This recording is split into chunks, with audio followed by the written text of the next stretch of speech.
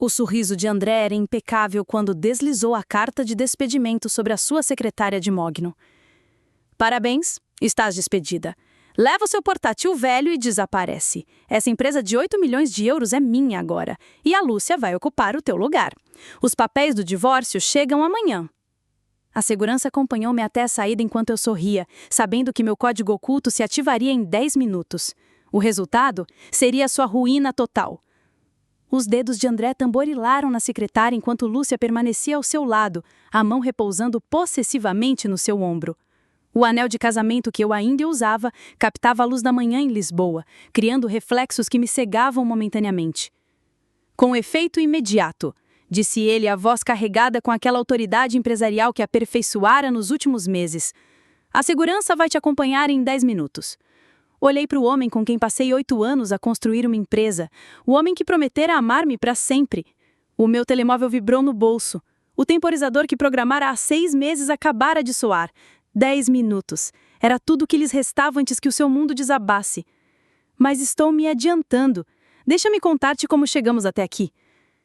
Há 4 anos, eu e o André estávamos sentados de pernas cruzadas no chão do nosso pequeno apartamento em Alfama, rodeados de caixas de pizza vazias e canecas de café pela metade.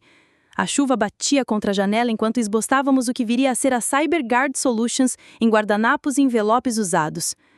Meus dedos voavam sobre o teclado do portátil, escrevendo código enquanto o André caminhava atrás de mim, lançando ideias mais rápido do que eu conseguia implementá-las. E se pudéssemos prever falhas de segurança antes de acontecerem? Disse ele, os olhos brilhando de entusiasmo. Não apenas reagir, mas realmente antecipá-las. Lembro-me de olhar para ele, os óculos escorregando-me pelo nariz. Posso construir isso. Dá-me 3 meses e crio algo que ninguém viu antes. Ele beijou-me então, ali, no meio do caos do nosso escritório improvisado. É por isso que te amo, Inês. Tornas o impossível possível. Esses primeiros dias foram mágicos. Trabalhávamos 18 horas por dia, sobrevivendo com sanduíches da padaria portuguesa e pura determinação. O André tratava da parte comercial, procurando investidores, conquistando clientes, gerindo as contas. Eu vivia no código, construindo a nossa plataforma linha a linha, função a função. Éramos perfeitamente equilibrados, ou pelo menos assim pensava. O nosso casamento aconteceu no meio do lançamento do nosso primeiro grande produto. Eu usei um vestido branco simples, comprado online por 300 euros, e casamos no registro civil numa terça-feira à tarde, porque não podíamos nos dar ao luxo de tirar um fim de semana inteiro. O André segurou minhas mãos no altar e fez promessas que iam além dos votos tradicionais. Somos parceiros em tudo, sussurrou só para eu ouvir. 50% nos negócios e na vida. Os teus sonhos são os meus sonhos. Eu acreditei em cada palavra. A empresa cresceu mais rápido do que qualquer um de nós esperava. Em 18 meses mudamos do nosso apartamento para um verdadeiro espaço de escritório. Nada de luxuoso, apenas um armazém convertido no Parque das Nações, com tubos expostos e chão de betão. Contratamos os primeiros funcionários, assinamos o nosso primeiro contrato de 2 milhões. E, de repente, a CyberGuard Solutions era mais do que um sonho, era real e era nossa. Pelo menos pensava que era nossa. As mudanças começaram pequenas, tão pequenas que não as notei no início. Durante as nossas reuniões de segunda-feira de manhã, o André começou a me interromper quando explicava atualizações técnicas para a equipe. O que a Inês quer dizer dizia para depois explicar o meu próprio trabalho em termos mais simples.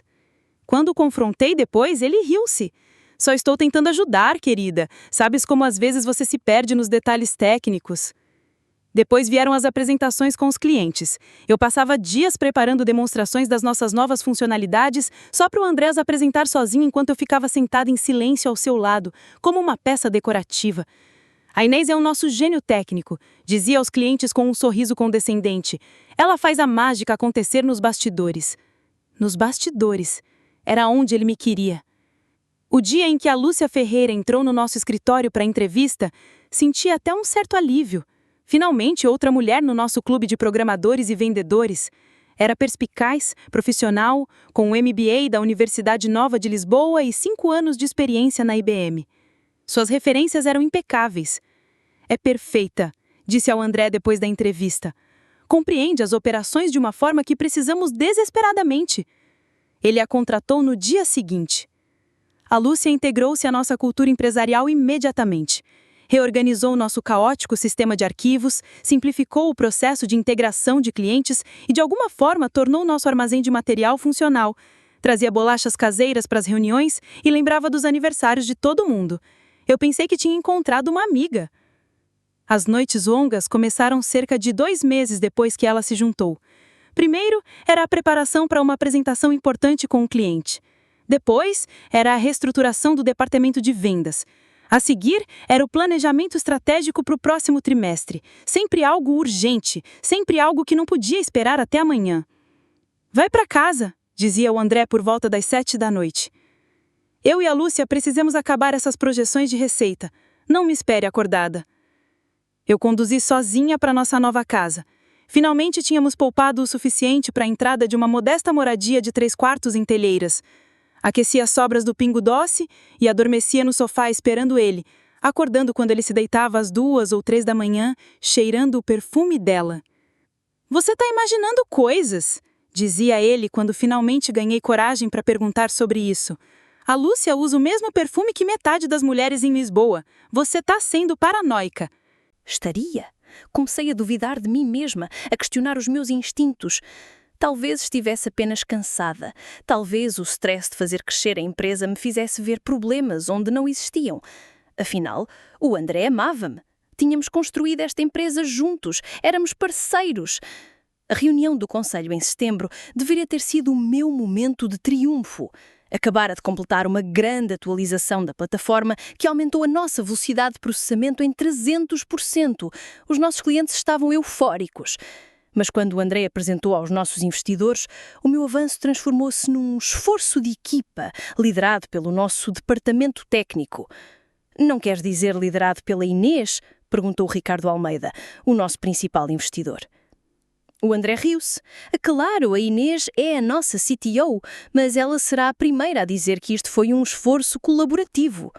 Fiquei ali paralisada, incapaz de o contradizer perante o conselho.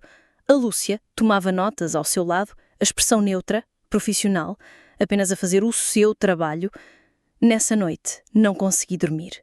Deitei-me ao lado do André, ouvindo a sua respiração, e percebi que algo mudara fundamentalmente. Esta já não era a nossa empresa.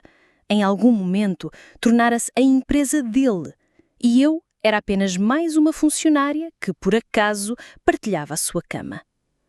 Na manhã seguinte, comecei a prestar mais atenção.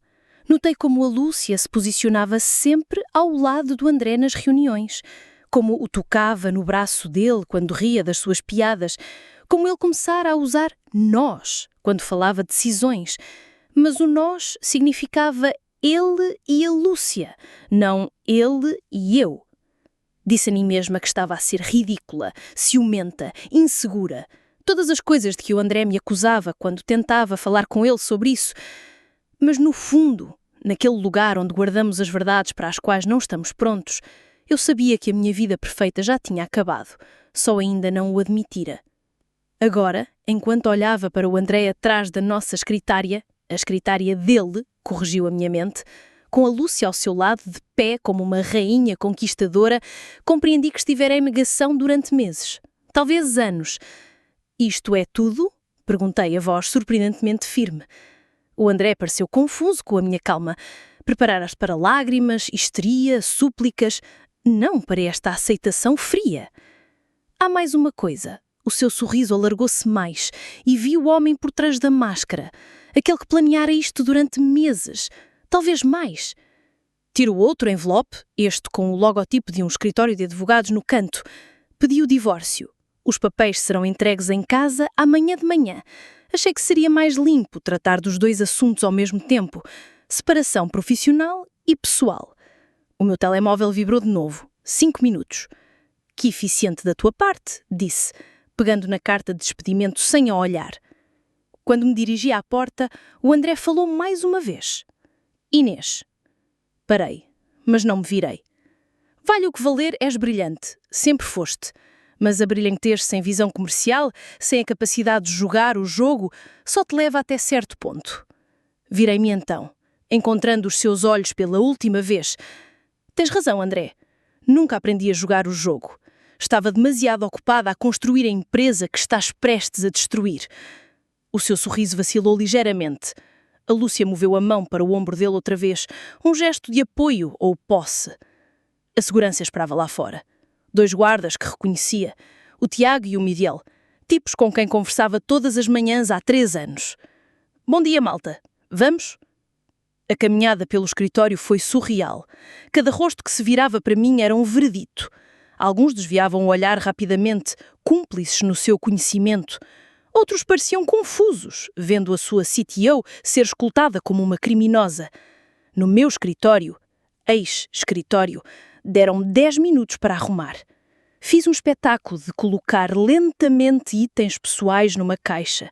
A caneca de café do nosso primeiro lançamento de produto sucedido, uma foto da equipa original, a bola anti-stress em forma de erro que os programadores me tinham dado como brincadeira. Deixei tudo o que era importante. Os prémios, os certificados, o primeiro euro emoldurado que tínhamos ganhado, que acumulassem poeiras como monumentos ao que o André destruiu. Está feito, disse ao Tiago, que parecia querer pedir desculpas, mas não podia. A viagem de elevador para o resto do chão parecia um descenso de uma vida que nunca recuperaria. Pelo átrio, passando pela recepção, onde a Ana me olhava com olhos arregalados, até às portas de vidro que ajudei a escolher porque representavam transparência e abertura. O ar de janeiro atingiu-me a cara, cortante e limpo. Atrás de mim, o edifício erguia-se contra o céu cinzento de Lisboa, contendo tudo o que construíra e perdera ao longo de 3 anos. O meu telemóvel vibrou. 1 minuto. Caminhei para o meu carro, colocando cuidadosamente a bolsa do portátil no banco do passageiro. 1 minuto até o código se ativar. 1 minuto até eles aprenderem o que acontece quando roubam alguém que construiu a própria fundação sobre a qual estás assente. O relógio digital no meu telemóvel marcou as 10 exatas. Começou. O meu carro permaneceu no parquinho de estacionamento subterrâneo como um refúgio, mas não consegui forçar-me a entrar ainda. A bolsa do meu portátil pesava na minha mão enquanto fiquei ao lado da porta do condutor a observar o relógio digital do meu telemóvel a avançar. 10:02. 2 minutos desde que começara. Coloquei a bolsa cuidadosamente no banco de passageiro e saquei o telemóvel, abrindo uma aplicação de mensagens encriptada que instalei meses antes. A interface estava vazia, exceto por um sindicador de estado. Ativo. Depois, uma cascata de mensagens automatizadas inundou uma partição oculta no meu dispositivo. Regras de firewall modificadas, porta 443, tempo de autenticação ajustado para 30 segundos, rotação de logs acelerada para intervalos de 2 minutos, verificação de backups desativada, atrasos de monitorização de sistema implementados. Cada mensagem representava um pequeno ajuste. Individualmente, insignificante. Coletivamente, devastador. Como desapertar parafusos numa ponte, 1/4 de volta de cada vez. A estrutura manter-se-ia até ao momento exato em que não o faria. Finalmente entrei no carro, mas não liguei o motor. Em vez disso, subi lentamente as rampas do parque, janelas abertas, escutando. Quando cheguei ao nível da rua, já consegui ouvi-lo. A mudança subtil no ritmo do edifício. Algumas pessoas mais do que o habitual eram visíveis através das janelas do primeiro andar, caminhando com um propósito que beirava a urgência. A chuva começara enquanto estava lá dentro. Aquela garoa típica de Lisboa, que não decidia se queria ser nevoeiro ou precipitação real. Estacionei numa zona de cargas e descargas do outro lado da rua, luzes intermitentes a piscar, e saí. A chuva soube-me bem na quera, lavando o ar estéril do escritório, o cheiro a água de colónia do André, o peso sufocante da dignidade corporativa fabricada. Fiquei no passeio, inclinando o rosto para o céu cinzento e pela primeira vez em meses senti-me livre. Chega de fingir estar a dormir quando o André se deitava às 3 da manhã. Chega de forçar sorrisos nas reuniões enquanto o meu trabalho era roubado. Chega de engolir a minha voz para manter uma paz que já estava despedaçada. O meu telemóvel vibrou novamente. Outra atualização de estado. Sondagem externa detetada. Origem, Moscovo. Na hora certa. As vulnerabilidades que criara eram como sangue na água e os tubarões já estavam a circular. Mas não eram hackers aleatórios. Eram profissionais que monitorizavam exatamente este tipo de aberturas. Uma empresa de cibersegurança que de repente mostrava fraqueza. Era como um banco deixar a porta do cofre entreaberta. Através do ar riscado pela chuva, conseguia ver mais claramente agora. O átrio, normalmente tranquilo, com o seu mobiliário minimalista e fonte de água suave, estava a tornar-se animado. O guarda de segurança, que estivera a ler um jornal, estava agora ao telemóvel a gesticular com urgência. 10,04. Um grupo de programadores passou a correr pelas janelas, dirigindo-se aos elevadores. Reconheci 2 deles da minha equipa, ex-equipa. Estavam praticamente a sprintar. O meu telemóvel mostrou porquê. Tempo de resposta da base de dados aumentado 400%. Atraso em cascata, iniciados. O código não estava a destruir nada, não diretamente. Estava apenas a fazer o sistema trabalhar contra si mesmo. Cada verificação de segurança agora demorava 4 vezes mais, o que fazia o processo seguinte esperar, criando um bottleneck que desencadeava mais verificações de segurança. Uma espiral elegante de disfunção. 3 pessoas saíram a correr da entrada principal do edifício, telemóveis colados às orelhas. Um era o Gonçalo, dos recursos humanos, a pasta esquecida, parecendo alguém que acabara de ouvir que o edifício estava em chamas. De certa forma estava. Não, ouviu ao telemóvel dizer. Todo o portal de clientes está em baixo, não conseguem aceder a nada. O portal de clientes, a joia da coroa do nosso serviço, onde empresas do PSI 20 monitorizavam a sua segurança em tempo real. Se isso estava em baixo, as linhas telefónicas estariam a acender como árvores de Natal. 10,06. Mais pessoas eram visíveis agora através das janelas, movendo-se entre pisos com velocidade crescente. Alguém deixou cair uma pilha de papéis perto da janela e ninguém parou para ajudar a apanhá-los. A coreografia corporativa cuidadosa estava a desmoronar-se. O meu telemóvel mostrou um novo desenvolvimento. Sondagem de Pequim detetada. Sondagem de Londres detetada. Sondagem de São Paulo detetada. A comunidade internacional de hackers tinha notado. A CyberGuard, a empresa que prometia prever e prevenir ciberataques, estava de repente a transmitir a sua própria vulnerabilidade a quem quer que tivesse as competências para olhar. Era como ver um pastor perceber que os seus cães de guarda se tinham tornado ovelhas. Um táxi parou ao meu lado, o condutor baixando a janela. Está tudo bem, menina? Está a ficar encharcada. Estou ótima, disse. E era verdade. Ele abanou a cabeça e foi-se embora, provavelmente pensando que eu estava louca. Talvez estivesse, parada na chuva, vendo o império do meu ex-marido começar a desmoronar-se, sentindo nada mais do que uma satisfação tranquila. A sanidade era relativa. 10,08. O átrio era o caos agora. Conseguia ver o próprio André tendo descido do seu trono no piso executivo, estando perto da recepção, a gesticular descontroladamente. A sua compostura perfeita de CEO estava a recar. A Lúcia estava ao seu lado, o vestido vermelho de poder parecendo agora menos poderoso, mais como um alvo. Alguém correu, literalmente correu pelo átrio com um laptop debaixo do braço. Os elevadores estavam em movimento constante, as luzes indicando cada piso, enquanto as equipas se apressavam a responder a uma ameaça que não compreendiam. O meu telemóvel forneceu um comentário contínuo. Validação de certificado SSL a falhar intermitentemente. Fuga de memória no serviço de autenticação a expandir-se. Sondagem de Moscovo bem-sucedida. Credenciais de administrador recolhidas. Essa última fez-me sorrir. Algum hacker russo provavelmente agora estava a fazer uma dança de vitória, tendo violado a famosa CyberGuard em minutos, após detectar fraqueza. As credenciais que roubaram eram reais, mas limitadas.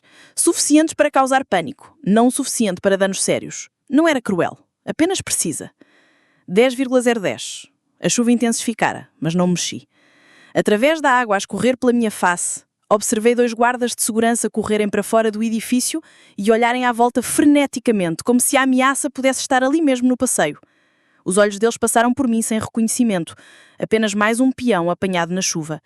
Atrás deles, visível por trás das portas de vidro, alguém trouxe um quadro branco para o átrio. Estavam a tentar coordenar a resposta visualmente, já que os sistemas digitais se tornavam pouco confiáveis.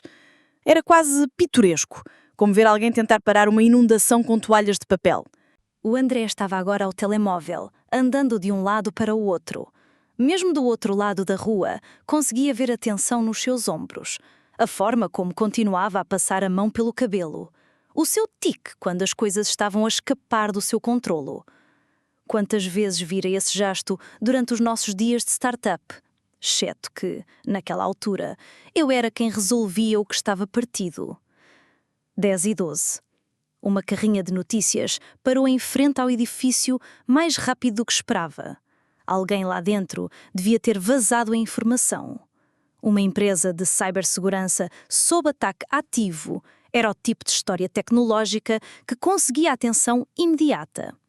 A repórter ainda estava a ajustar o seu casaco impermeável, enquanto o seu operador de câmara montava o equipamento. O meu telemóvel vibrou com um texto de um número desconhecido, provavelmente a Lúcia ou o André a tentar contactar-me numa linha diferente. Apaguei-o, sem ler. Depois, outro zumbido. Sondagem de Tel Aviv detectada. Infiltração de Mumbai bem-sucedida. Infiltração de Toronto em progresso. O mundo inteiro estava a ver a CyberGuard arder e todos traziam marshmallows. Através do caos, avistei a Filipa no seu posto no 3º andar, visível através das janelas embaçadas pela chuva. Não estava a correr como os outros. Estava sentada muito quieta, a olhar fixamente para o seu ecrã. Ela sabia. Talvez não os detalhes, mas sabia que isto não era aleatório. Os nossos olhos encontraram-se através da distância e da chuva, e ela pressionou a mão contra a janela. Uma despedida, ou talvez um pedido de desculpas pelos almoços de terça-feira que pararam, pela amizade que murchou sob pressão corporativa. Levantei a mão em resposta, depois virei-me e caminhei de volta ao meu carro. 10:14. Enquanto me afastava, podia ver a primeira viatura policial a chegar no meu retrovisor, seguida por outra carrinha de notícias. Esta noite, a CyberGuard estaria em destaque em todas as plataformas tecnológicas. Gigante da cibersegurança cai perante cyberataque. Os títulos escrever-se-iam sozinhos. A chuva tamborilava contra o meu para-brisas enquanto me integrava no trânsito, deixando o caos por trás. O meu telemóvel continuou a vibrar com atualizações de estado, cada uma confirmando que o código estava a funcionar exatamente como planeado. Não destruindo, apenas revelando. Não atacando, apenas abrindo portas que deveriam estar fechadas. Tudo o que o André construíra sobre a fundação do meu trabalho estava a desmoronar-se, e ele nem podia ligar-me para o consertar.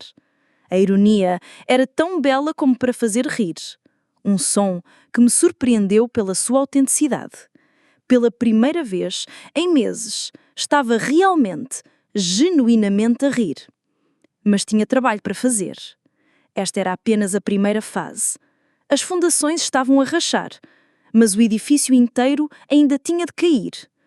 Conduzi para casa pelas ruas que pareciam de alguma forma diferentes, mais leves. A chuva parara, deixando tudo limpo e brilhante. A minha casa, em breve apenas minha casa, quando o divórcio estiver concluído, parecia silenciosa e acolhedora. Lá dentro, fiz chá e abri o meu portátil pessoal, aquele que o André nunca soube que tinha. As notícias já estavam por todo o lado. Última hora. CyberGuard Solutions sofre um cyberataque massivo. Empresa de cibersegurança violada por hackers internacionais. Clientes fogem enquanto a CyberGuard falha em proteger-se a si própria. Os bloques tecnológicos estavam a banquetear. Alguém vazou comunicações internas, mostrando o caos. Capturas de ecrã de mensagens de erro, fotos do quadro branco no átrio, até um vídeo do André a gritar com alguém no estacionamento. O meu telemóvel, ainda em silêncio, mostrava 47 chamadas perdidas. O número continuou a subir. Abri a minha partição encriptada e observei os feeds em tempo real. As vulnerabilidades estavam a ser exploradas de 17 países diferentes. Cada um atacante pensava que era o gênio, que tinha encontrado uma fraqueza, sem perceber que todos estavam a passar por portas que eu deixei estrategicamente abertas. O êxito de clientes foi rápido e brutal. A saída do Banco de Portugal desencadeou um efeito dominó. Se a CyberGuard não conseguia proteger-se a si própria, como poderia proteger mais alguém? Ao meio-dia, 70% dos contratos principais invocaram cláusulas de rescisão. O estado dos investidores era ainda pior. O Ricardo Almeida não só retirou financiamento, emitiu uma declaração pública, distanciando sua firma das falhas fundamentais de segurança da CyberGuard. Outros investidores seguiram o exemplo. Cada declaração era um novo prego no caixão. Às 13 horas, chegou o anúncio da Autoridade Nacional de Segurança. As autoridades portuguesas estão a investigar uma violação significativa na CyberGuard Solutions, com sede em Lisboa. Recomenda-se às empresas que utilizam os serviços da CyberGuard que implementem medidas de segurança alternativas imediatamente. Esse foi o golpe final. Nenhuma empresa podia sobreviver com as autoridades a dizerem essencialmente aos clientes para abandonarem o barco. Consultei o rastreador de ações da CyberGuard. Tinham entrado na bolsa apenas 6 meses antes. Outro dos grandes planos do André. As ações abriram a 847 euros. Agora estavam a 216 euros e a cair. O meu telemóvel acendeu-se como um texto da Filipa. Ele está a chorar na sala de servidores. Literalmente a chorar. A Lúcia trancou-se no seu escritório. Todos estão a atualizar os seus currículos. Outro de um número que não reconheci. Sou Miguel de Segurança. Lamento o que aconteceu esta manhã. Todos sabíamos que estava errado. O André está a receber o que merece.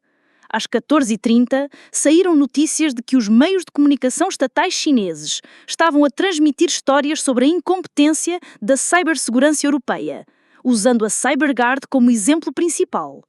A humilhação internacional estava completa. Fechei o portátil e fiz outra xícara de chá. Lá fora, o sol tentava abrir caminho através das nuvens, banhando tudo numa luz peculiar de Lisboa que fazia as ruas molhadas parecerem prata. O meu telemóvel mostrava agora 132 chamadas perdidas. Percorri-as. Investidores, clientes, números de meios de comunicação que não reconheci e o nome do André a surgir recorrentemente como um batimento cardíaco desesperado. Cada chamada sem resposta era uma pequena vitória, uma pequena inversão de cada vez que me ignorara, falara por mim, roubara crédito pelo meu trabalho. Ele quisera apagar-me da história da empresa. Em vez disso, a minha ausência era a história. As notícias vespertinas locais começaram com a CyberGuard. Tinham encontrado uma foto do André numa conferência tecnológica onde discursara sobre segurança impenetrável apenas 2 semanas antes. A ironia não escapava a ninguém. A questão que todos colocam é como uma empresa de cibersegurança pode ser tão vulnerável às mesmas ameaças que dizia prevenir. Ex-funcionários, falando sobre anonimato, relatam que a cofundadora e arquiteta técnica da empresa foi despedida minutos antes do início do ataque. Mostraram a minha foto do LinkedIn, a profissional, onde estou meio a sorrir, parecendo confiante e capaz. Inês Ferreira não pôde ser contatada para comentários. Não pude. Estava demasiado ocupada a ver um império arder, uma linha de código de cada vez. O sol da tarde filtrava-se pelas persianas da minha sala de estar, projetando riscas de luz no tapete. O meu telemóvel agora, com 214 chamadas perdidas, estava em modo silencioso, mas o ecrã continuava a acender-se com notificações. Ignorei-as e me concentrei na xícara de chá que segurava, o calor reconfortante contra as minhas mãos. O portátil pessoal, aquele que mantivera escondido do André, estava aberto na mesa de café, mostrando um feed ao vivo da implosão da CyberGuard. Os blogs tecnológicos estavam em êxtase. A queda da CyberGuard, uma lição de hubris corporativo, dizia um título. Outro mais cruel. CEO da CyberGuard cai de graça após despedir a verdadeira mestra. Havia até um meme a circular no X, uma captura do André a gritar no estacionamento com a legenda: "Quando despedes a única pessoa que sabe como o sistema funciona." Era difícil não sorrir. Não porque estivesse me regozijando com a destruição, embora, admito, havia uma certa satisfação, mas porque o plano funcionara com uma precisão quase poética. Cada linha de código que escrevera, cada vulnerabilidade que esculpira cuidadosamente, era como uma nota numa sinfonia que só eu podia ouvir. Mas a música ainda não tinha terminado. Abri uma nova janela no meu portátil e acedi a um servidor privado que configurei meses antes. Não era rastreável até mim. Ou, pelo menos, não com um nível de perícia forense que a CyberGuard, nas suas circunstâncias atuais, não possuía. O servidor continha uma cópia de tudo. Cada contrato de cliente, cada e-mail interno, cada registro financeiro. E mais importante, os registros do que o André e a Lúcia tinham feito nos últimos 6 meses. Os e-mails entre eles não eram apenas comprometedores, eram uma história de traição em alta definição. Reuniões planejadas para me marginalizar, apresentações reescritas para apagar o meu nome. Até um plano detalhado, enviado pelo André à Lúcia, numa noite de sexta-feira às 2h47, delineando como me afastar da empresa sem levantar suspeitas entre os investidores. Ela é brilhante, mas não é indispensável. Temos a tecnologia. Só precisamos de alguém que consiga vendê-la. Tu és essa pessoa. O André sempre subestimava o que significava ser indispensável. Ele achava que a tecnologia era apenas o produto final, algo que podia ser empacotado e vendido. Ele não percebia que eu não tinha construído apenas a tecnologia. Eu era a tecnologia. Cada linha de código da CyberGuard tinha a minha assinatura, mesmo que ele tivesse passado anos tentando apagá-la. Fechei os e-mails e abri um programa que escrevi meses antes, um pequeno utilitário chamado Luz. Simples, elegante, devastador. O Luz não destruía, expunha, fazia uma triagem dos dados que coletara, e-mails, registros financeiros, atas de reuniões, e enviava aos destinatários calculadamente selecionados. Autoridades reguladoras, meios de comunicação, investidores. Cada pacote de dados era anônimo, enviado por uma rede de servidores que tornava impossível rastrear a origem. O programa terminou sua execução às 15h17. Os pacotes estavam enviados. O André e a Lúcia descobririam em breve que os seus segredos não eram mais deles. Levantei-me, espreguicei-me e fui até a janela. Lá fora, a Telheiras estava calma, as ruas molhadas pela chuva da manhã refletindo a luz dourada do fim da tarde. Uma vizinha passeava o cão, um miúdo pedalava uma bicicleta. A normalidade da cena era quase desconcertante considerando o caos que desencadeara a poucos quilômetros dali, no Parque das Nações. O meu telemóvel vibrou com uma nova mensagem, desta vez da Filipa. Inês, o que você fez? Eles estão perdendo a cabeça. A Autoridade Nacional de Segurança acabou de chegar no escritório. Respondi com uma única palavra. Nada. Era verdade, de certa forma. Não hackeei a CyberGuard, não roubei nada. Apenas escrevi código que revelava as fraquezas que sempre estiveram aí. Fraquezas que o André e a Lúcia escolheram ignorar em sua busca por poder e controle. Eles é que tinham aberto a porta. Eu só empurrei um pouquinho. Às 16 horas, as notícias começaram a mudar. Já não era apenas sobre um ciberataque. A RTP publicou uma história de última hora. Autoridades investigam alegadas fraudes na CyberGuard Solutions. A notícia citava documentos internos anônimos que detalhavam transferências financeiras questionáveis orquestradas pelo CEO André Costa e pela diretora de operações Lúcia Ferreira. Os documentos eram reais. Eu sabia disso, porque os encontrei meses antes enquanto fazia uma auditoria rotineira que o André me pedira para deixar para a Lúcia. Transferências para contas offshore, despesas pessoais disfarçadas como custos operacionais, até um pagamento a um consultor fictício, que após uma investigação descobri ser um primo da Lúcia. Não os expuses na altura, não porque tivesse medo, mas porque queria que a revelação fosse perfeita. E agora era. Abri o X e vi que a hashtag CyberGuardFalha estava nos trends em Portugal. Os usuários partilhavam capturas de ecrã dos documentos, especulavam sobre o papel do André e da Lúcia e alguns até mencionavam o meu nome. Onde está a Inês Ferreira? A cofundadora que construiu a CyberGuard foi despedida minutos antes do colapso. Coincidência? Não era coincidência, mas também não era algo que planejasse esclarecer. Deixei o meu portátil ligado, mas tranquei a partição encriptada e desliguei as notificações. Precisava de uma pausa do caos, mesmo que fosse o meu próprio caos. Cozinhei o jantar pela primeira vez em semanas. Nada de especial, apenas um prato de bacalhau com natas. Mas o ato de cortar cebolas, refogar alho e mexer o molho era estranhamente terapêutico. Enquanto o forno aquecia, sentei-me à mesa da cozinha com um copo de vinho branco, um alvarinho fresco da região do Minho, e permiti-me respirar. O André sempre dissera que eu era demasiado emocional para o mundo dos negócios. Tens de ser fria, Inês, dizia ele. As emoções atrapalham. Talvez tivesse razão. Mas, se assim fosse, as minhas emoções eram uma força da natureza e tinham acabado de derrubar o império dele. Às 18h30, a campainha tocou. Ignorei-a. Provavelmente um jornalista, ou pior, um advogado. Mas tocou novamente, insistente. Levantei-me, espreitei pelo óculo e vi a Felipa, com um ar exausto, segurando uma garrafa de vinho tinto. Abri a porta. Filipa, o que estás a fazer aqui?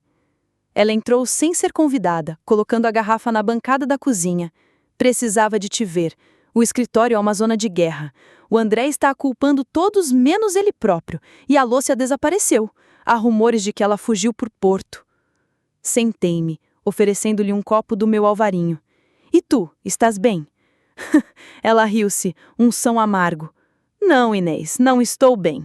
Acabei de passar 4 horas a tentar salvar um sistema que não compreendo, enquanto o André gritava que isto era de alguma forma culpa minha.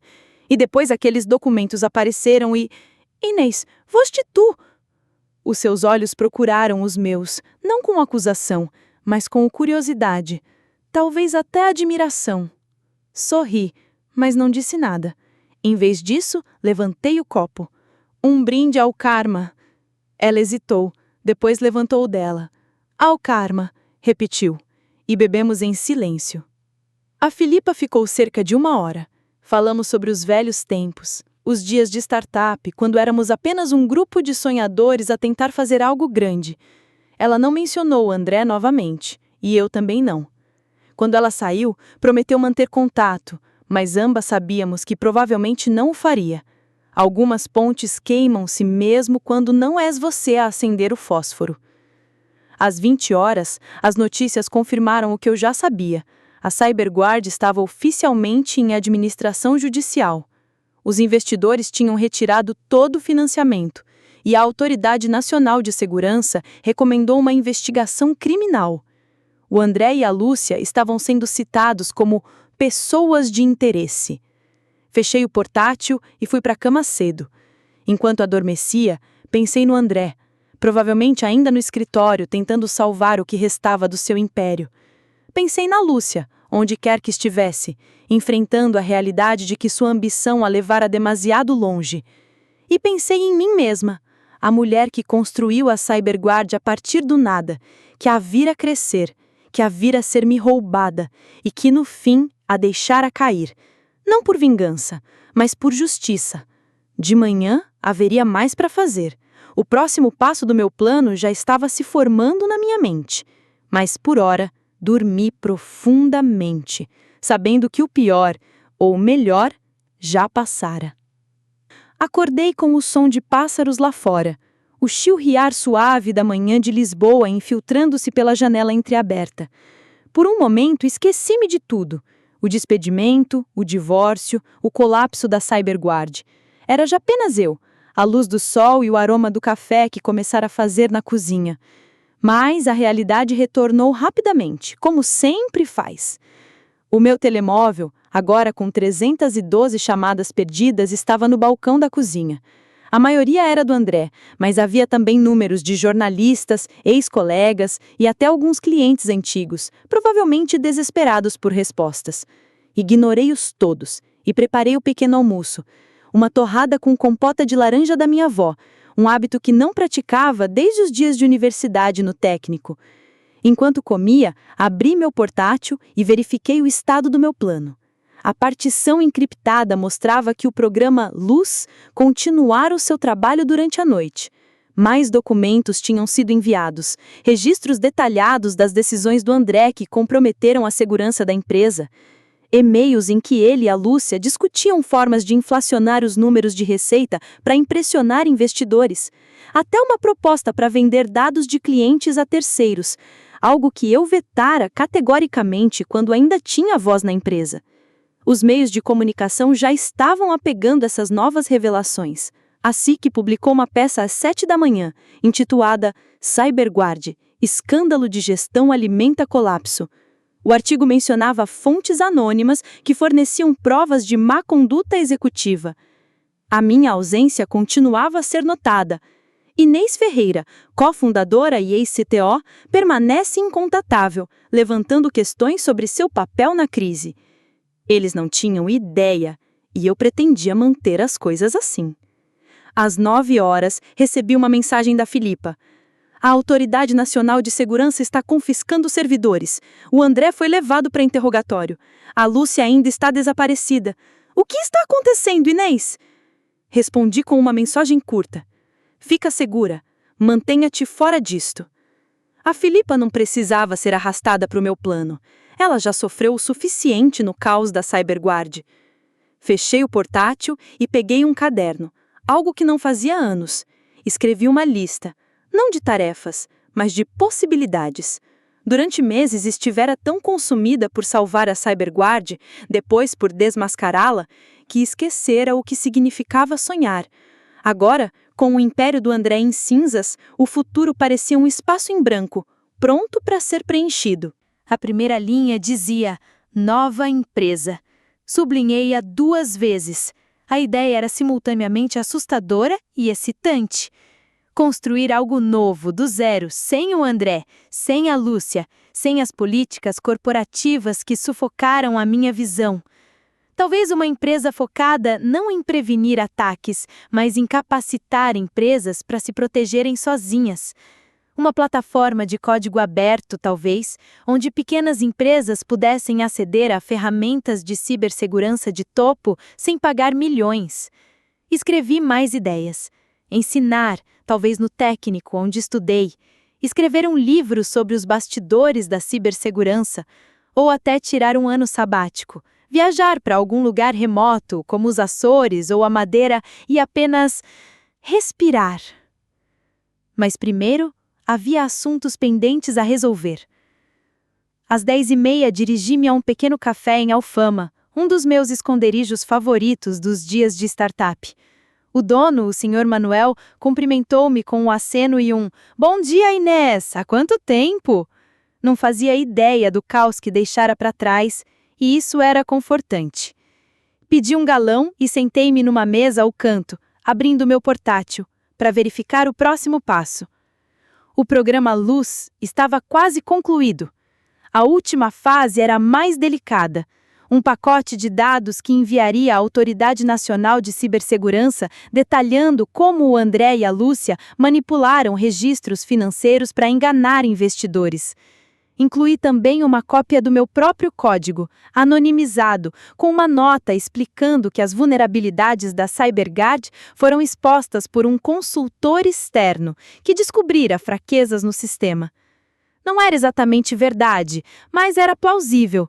E o mais importante, mantinha-me fora do radar. Enviei o pacote às 11h15. Com isso, o meu trabalho na CyberGuard estava oficialmente concluído. Fechei o portátil e terminei o meu galão, sentindo um peso levantar-se dos meus ombros.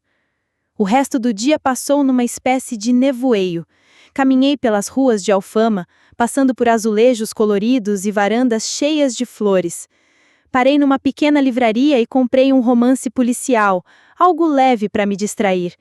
Almocei numa tasquinha, pedindo uma cataplana de marisco que partilhei com ninguém além da minha própria companhia. Pela primeira vez em anos, senti-me em paz. Às 16 horas, as notícias confirmaram o interrogatório do André. A RTP mostrou imagens dele entrando num carro da polícia, o rosto escondido por uma mão, os ombros curvados. A Lúcia ainda estava desaparecida, mas havia rumores de que fora vista no porto, possivelmente tentando deixar o país. Não me importava. Eles que enfrentem as consequências das suas escolhas. À noite, recebi um e-mail de um advogado confirmando que os papéis do divórcio tinham sido entregues. O André propunha uma divisão generosa dos bens, provavelmente na esperança de me apaziguar. Respondi com uma única linha: fala com o meu advogado. Contratei uma advogada de divórcio no dia anterior, uma mulher feroz do bairro Alto que prometera lutar por cada centavo que me era devido. Enquanto o sol se punha, sentei-me no meu pequeno quintal, um copo de vinho na mão e refleti sobre o que viria a seguir. A CyberGuard estava morta, mas eu não. Eu era a arquiteta, a construtora, a sobrevivente. O André pensava que podia me apagar, mas tudo o que fizera foi dar-me um motivo para começar de novo. Abri o caderno novamente e escrevi uma nova linha no topo da lista. Reconstruir. Melhor. Mais forte. Minha. Na manhã seguinte, comecei a trabalhar. Contatei alguns ex-colegas, aqueles que, como a Filipa, ainda confiavam em mim. Propus uma ideia, uma nova startup, focada em transparência, inovação e capacitação.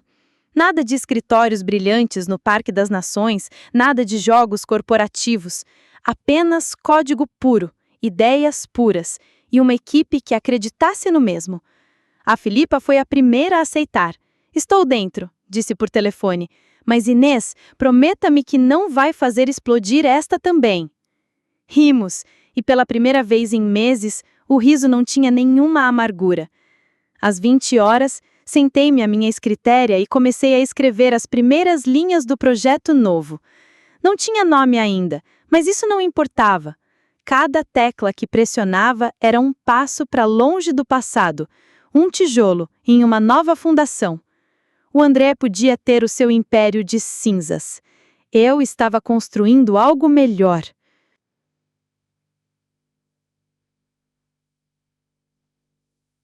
Seis meses depois, o ar em Lisboa tinha aquela qualidade de primavera, fresca e cheia de promessas. A minha nova escritéria, uma mesa de madeira reutilizada comprada no mercado de rua em Campo de Ourico, estava coberta de notas adesivas, canecas de café meio vazias e o meu fiel portátil. O espaço não era grande, um pequeno escritório alugado em um edifício antigo no bairro Alto, com janelas que davam para um pátio onde as buganvílias trepavam pelas paredes. Mas era meu, nosso, na verdade. A nossa missão era simples, mas ambiciosa: construir uma plataforma de cibersegurança de código aberto que qualquer pequena empresa pudesse usar. Nada de paywalls, nada de taxas exorbitantes, apenas ferramentas robustas, transparentes e acessíveis. Escrevi cada linha do código inicial, mas, desta vez, certifiquei-me de que a equipa colaborasse em cada decisão. Não haveria André a roubar crédito, nem Lúcia a manipular as sombras. Éramos uma democracia de código e eu era apenas a primeira entre iguais. Naquela manhã, estávamos reunidos à volta da mesa da sala de reuniões, que, na verdade, era apenas a minha secretária com cadeiras extra, discutindo o nosso primeiro grande lançamento. O Pedro apresentava um protótipo de uma ferramenta de detecção de ameaças em tempo real, enquanto a Sofia tomava notas furiosamente e o Martim esboçava ideias para a interface. Se conseguirmos reduzir a latência para menos de 2 segundos, dizia o Pedro, apontando para um gráfico no seu portátil, estaremos à frente de qualquer coisa que a CyberGuard já tenha feito. Sorri, mas não por causa da comparação. A CyberGuard era um eco distante agora, uma história de cautela que contávamos por cima de cervejas no final do dia. Sorri porque estávamos a construir algo real, algo que importava. Ótimo trabalho, Pedro, disse. Vamos testá-lo esta tarde. Filipa, podes coordenar com a Sofia para garantir que a documentação está pronta? A Filipa assentiu, os olhos brilhando com o mesmo entusiasmo que vira nos primeiros dias da CyberGuard, antes de tudo se complicar. Já está no caminho. E Inês, recebi um e-mail de uma startup em Coimbra. Querem ser os nossos primeiros beta testers. Perfeito, respondi, sentindo um calor no peito que não sentia há anos. Marca uma reunião para a próxima semana. Quando a reunião terminou, fiquei sozinha no escritório, olhando pela janela para o pátio. O sol dançava nas folhas das buganvílias e, por um momento, permiti-me saborear a vitória. Não a vitória sobre o André ou a Lúcia. Eles eram irrelevantes agora. Mas a vitória sobre a minha própria dúvida. Durante meses, questionei se poderia começar de novo, se poderia confiar novamente numa equipa, numa visão. Agora sabia que podia. As notícias sobre a CyberGuard ainda apareciam de vez em quando. O André enfrentava acusações criminais por fraude financeira e má conduta corporativa. A Lúcia, depois de uma breve tentativa de fuga para a Espanha, regressara e estava a cooperar com as autoridades em troca de uma pena reduzida. A empresa em si fora dissolvida, os seus ativos vendidos a uma multinacional americana por uma fração do seu valor anterior. O nome CyberGuard era agora sinônimo de fracasso, uma lição nos cursos de gestão sobre o que acontece quando a ganância supera a competência. Não acompanhava as notícias de perto. Não precisava. O meu plano funcionara, não por vingança, mas por necessidade. Expusera a verdade, e a verdade fez o resto. O André pensara que podia apagar-me, mas no fim fora ele a desaparecer. O divórcio finalizara 2 meses antes. A minha advogada, a doutora Clara, conseguiu-me mais do que eu esperava. Metade dos bens conjuntos, incluindo a casa em Telheiras, e uma indemnização substancial da parte do André, que tentou lutar, mas não tinha argumentos. Usei o dinheiro para financiar a nova Guard, mantendo-nos independentes de investidores externos. Pelo menos por enquanto. O meu telemóvel vibrou com uma notificação. Era um convite para falar numa conferência tecnológica no Porto, intitulada O Futuro da Cibersegurança. O organizador mencionava o meu papel fundamental na construção da CyberGuard e queria que eu partilhasse a minha visão sobre o que viria a seguir na indústria. Considerei recusar. Não queria ser definida pelo passado, mas depois pensei na nova Guard, na nossa missão, na possibilidade de inspirar outros a construir algo melhor. Aceitei o convite e comecei a esboçar o meu discurso. À noite, jantei com a equipa num restaurante local, uma pequena marisqueira onde o dono nos tratava como família. Brindámos com sagres e rimos-nos sobre os bugs que encontramos no código naquela semana. O Martim contou uma história sobre a sua primeira desastrosa tentativa de programar e a Sofia confessou que quase desistiu da engenharia informática no primeiro ano. A Filipa, sempre a alma da festa, propôs um brinde à nova Guard e a não explodirmos nada desta vez. Rimos-nos e senti uma conexão que não existira na CyberGuard. Não éramos apenas colegas, éramos uma equipa, unidas por algo maior do que nós próprios. Mais tarde, enquanto caminhava para casa pelas ruas estreitas do bairro Alto, o ar fresco da noite envolvendo-me, pensei no caminho que me trouxera até aqui.